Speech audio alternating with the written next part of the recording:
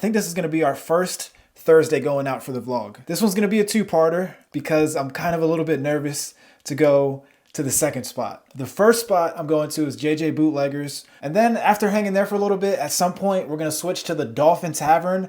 This is going to be my first true house night.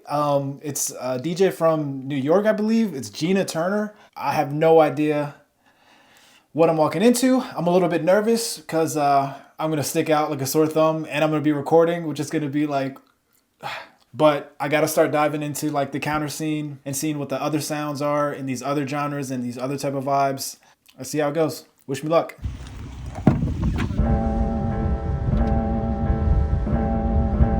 It's meant for...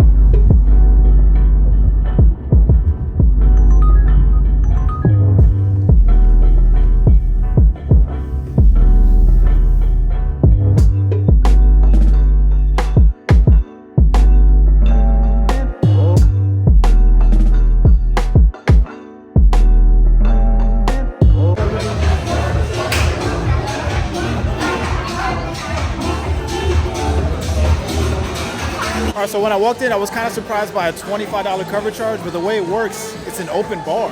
I'm not sure if it's like that all night, but that's interesting. I haven't seen that in the city yet. Which I think is the perfect thing to do on a Thursday night in the city to encourage people to go out and have a good time. I got there around 9 o'clock and I chilled by the back bar, but really quickly I realized that there wasn't a DJ in the actual room, but there was a DJ mix that was playing on the system. And I wasn't gonna leave early if it was an open bar. What made it interesting for me was that by 10 o'clock, an hour later, the lights had changed and it was starting to get busy. And experiencing a room like this made me wonder, does a DJ have to be in the room to have an impact on it? And can a party be started if the DJ is invisible? There's not a DJ in sight, but it feels like a party in here. And some people are vibing, some people are dancing. Right now it's like 10:16, we'll be here till like maybe like 11:30-ish, and we'll call an Uber, then we'll make a switch. And during that time, the room kept building.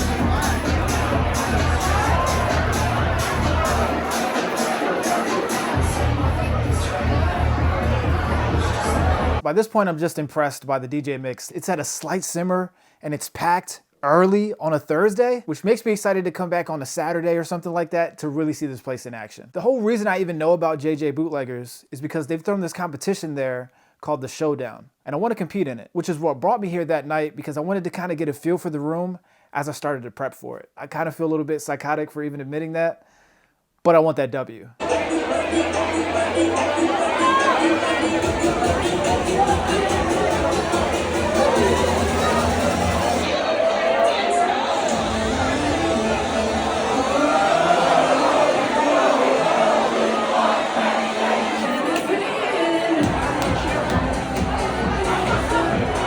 The music wasn't even on full blast, and I guess this kind of proves that if the vibe is right, people are gonna party. But honestly, this forced more thoughts, and it made me wonder about how when I play for people, the number one thing I think about almost the entire time, almost like 100% of the time, is like, what song do the people in front of me want next? It makes me wonder, like, if I threw all of that out the window and just played music, could I get people to dance? That's an interesting exercise that I may never get the opportunity to do, but anyways. All right, guys, honestly, I almost didn't do this.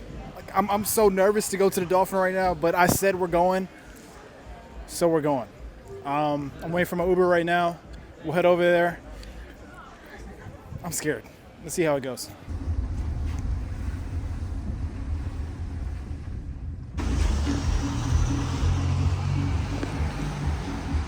Think?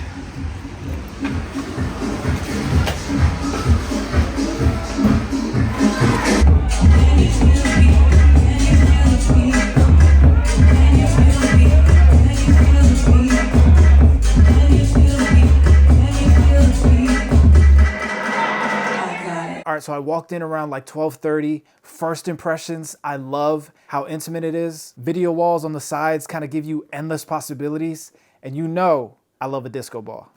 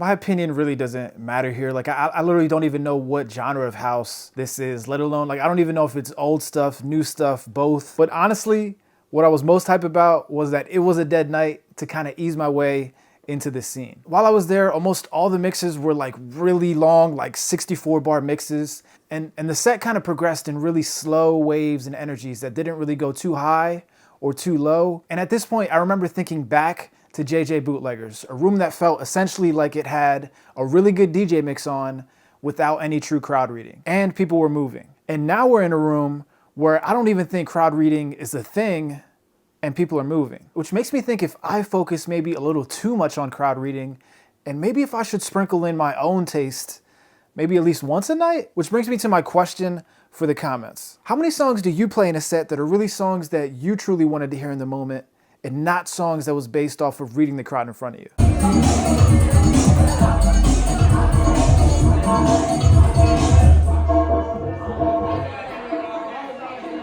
I had no idea what one song in there was played the entire night. But what I can say is I need to go to a house night, like on a really big, impactful night, so that I can really see how it affects the crowd. Because to be honest, regardless of me being outside of my element, this was a dead night, so I don't really feel like I learned much. I don't know. I'm waiting for my Uber right now. I gotta understand what's happening outside of the mainstream, what's happening outside of the center city in Philadelphia. But I don't know. It's scary. I definitely felt out of place, but we're gonna come back again. Wait, before we leave though, can we do one more thing? Let's call it Crate Talk. And for this week, can we help build each other's house crates? Personally, my favorite house song is Satisfaction, Benny Benassi. And the last house song I've added to my crate is Atmosphere by Fisher. What's your favorite house song? And what's the last house song you've added to your crates? I think if enough people comment, we're all gonna find some gems. But anyways, let's wrap it up. Summer is getting close, which means the shore is gonna open up so many more places to go see. Let's see where this journey takes us.